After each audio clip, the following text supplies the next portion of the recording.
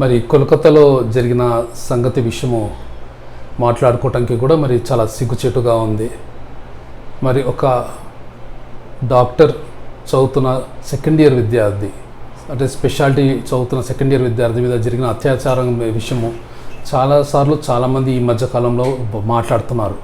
అది ఒక డాక్టర్ అనేదే కాదు, అది ఒక మెడికల్ ఫ్రెటర్నిటీకి చెందింది అన్న విషయమే కాదు, కానీ ఒక ఆడపిల్ల మీద జరిగిన అత్యాచారం. అది ఒక ఆడపిల్లని పట్టుకుని మరి ఇబ్బందికి గురి చేసి చెప్పుకోలేనంత క్రూరత్వంగా ఆ బిడ్డని మరి రేప్ చేసి ఆ తర్వాత అలాగనే చంపేయటం అనేది మన సంస్కృతిలో కానీ మన భారతదేశంలో కానీ ఇలాంటివి జరగకూడదు.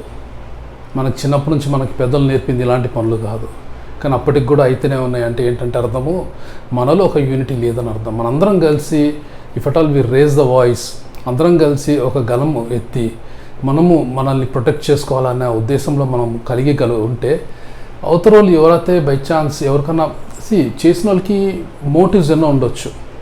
వాళ్ళు మతిస్థిమితంలో ఉండొచ్చు, లేదా క్రూరుడు అయి ఉండొచ్చు, దుర్మార్గుడు అయి ఉండొచ్చు, లేక డ్రగ్స్ ఇన్ఫ్లుయెన్స్లో అయి ఉండొచ్చు. కానీ అట్లీస్ట్ వాళ్ళందరికీ కూడా కొద్దిగా అంత భయం కలగాలి కదా ఇలాంటి పనులు చేయముందరా. అలా భయం, అరే నేను చెయ్యాలా అంటే ఒక్కసారన్నా ఆలోచించాలి కదా. వాళ్ళు వెనుకున్న బలానికి కొద్దిగా వాళ్ళు ఆలోచించుకోవాల్సిన పరిస్థితి రావాలి కదా. అలా రావాలంటే మనందరం కూడా ఐకమత్యంగా నుంచుని ఒక గలంలో దీన్ని వ్యతిరేకంగా మనం మాట్లాడుతూ ఒక గలంలో దీని గురించి మనం ప్రతి చోట తీసుకుని వెళ్తాం. మన ఆడపిల్లల్ని, మన భారతదేశంలో ఉన్న మన ఆడపిల్లల్ని మనం కాపాడుకోవాలని చెప్పి ఒక మూమెంట్ క్రియేట్ చేయగలిగితేనే ఫ్యూచర్లో ఇలాంటివి జరగకుండా మనము మన పిల్లల్ని మనం కాపాడుకోగలము. మీరండి దయచేసి మీరందరూ కూడా మీ గలమెత్తాలని, ప్రతి చోట ప్రతి పరిస్థితుల్లో ప్రతి స్థితిలో ఉన్న వాళ్ళందరూ కూడా, ప్రతి డిపార్ట్మెంట్లో ఉన్న వాళ్ళు కూడా మీరు ఈ విషయాన్ని హైలైట్ చేస్తూ ప్రతి చోటకి వెళ్ళి గవర్నమెంట్స్ని మేల్కొల్పాలా. అలాగనే మరి సుప్రీంకోర్టు కానీ హైకోర్టు కానీ వీళ్ళందరూ కూడా చూసి దీనికి రియాక్ట్ అయ్యి, పోలీసులు రియాక్ట్ అయ్యి ఎంత ఫాస్ట్గా జడ్జిమెంట్ తీసుకొస్తారో ఎవరైతే చేస్తారో వాళ్ళ మీదకి, అంత భయము క్రియేట్ అయ్యి మరి జనాలు అమ్మాయిలు ఇలా చూడటానికి కానీ అమ్మాయిలు ఇలా ఏదన్నా ఆలోచిస్తాం కానీ భయపడి దూరంగా వెళ్ళాల్సిన అవసరత ఎంతైనా ఉంది. మరి పేపర్లో అనేకమైన న్యూస్ వచ్చాయి. కొన్ని పేపర్లు 2,000 మంది అన్నారు, కొన్ని పేపర్స్లో 2,500 అన్నారు, కొంతమంది 3,000 అన్నారు, కొంతమంది 3,500 అన్నారు. మరి శాంతియుతంగా అక్కడ కూర్చుని ప్రొటెస్ట్ చేస్తున్న కొంతమంది 50, 100, 150 మంది ప్రొటెస్ట్ చేస్తున్నప్పుడు మధ్యరాత్రి ఒక 3,500 మంది ఒక వరద వలె వచ్చి వాళ్ళ మీద నుంచి అలా తన్నుకుంటే వెళ్ళిపోయి ఎవిడెన్స్ని కూడా డిస్ట్రాయ్ చేశారన్నారు. అదే వరద వచ్చి ఆ ఎవిడెన్స్ని అంతా కూడా తీసుకుని వెళ్ళిపోయిందన్నారు. ఇది ఏ న్యాయం చెప్పండి? ఏ రకమైన మానవత్వం కలిగి మనం బ్రతుకుతున్నాం, ఎలాంటి మానవాళిలో మనం బ్రతుకుతున్నాం అనేది చాలా బాధాకరంగా ఉంది. ఇదివరకు కొన్ని జరిగినాయి, నిర్భయ జరిగింది, ఇంకా కొన్ని జరిగినాయి.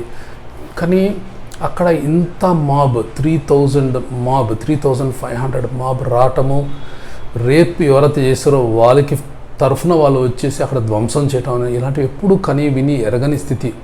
నాకైతే గుర్తులేదు. నేను చాలా రెగ్యులర్గా న్యూస్ చదువుతుంటాను, ఎన్నడూ కూడా ఇలాంటివి చూసినట్టు కూడా ఎప్పుడు తెలియదు. కానీ ఈ పర్టికులర్ దానిలో అంతమంది శాంతియుతంగా కూర్చుని పోరాడుతుండగా, ప్రొటెస్ట్ చేస్తుండగా వాళ్ళ మీద నుంచి అలా వెళ్ళిపోయి వాళ్ళని కొట్టుకుంటూ వెళ్ళి అక్కడున్న ఎవిడెన్స్ని డిస్ట్రాయ్ చేశారు. మరి వీళ్ళందరి గురించి మరి అన్ని గవర్నమెంట్స్, ప్రతి ఒక్క స్టేట్ గవర్నమెంట్ నుంచి ఒత్తిడి వచ్చి, ప్రతి ఒక్క మన సెంట్రల్ గవర్నమెంట్ నుంచి ఒత్తిడి వచ్చి, ప్రతి ఒక్క జ్యుడిషియరీ నుంచి ఒత్తిడి వచ్చి న్యాయం జరగాల, మన ఆడబిడ్డలకి న్యాయం జరగాల, మన డాక్టర్స్కి న్యాయం జరగాల. సో అందరం కలిసి let us all save India and save the girl. Thank you. This is Dr. Reginald from Satyaveda Medical Center, SR Nagar, Hyderabad. Jai Hind. Thank you.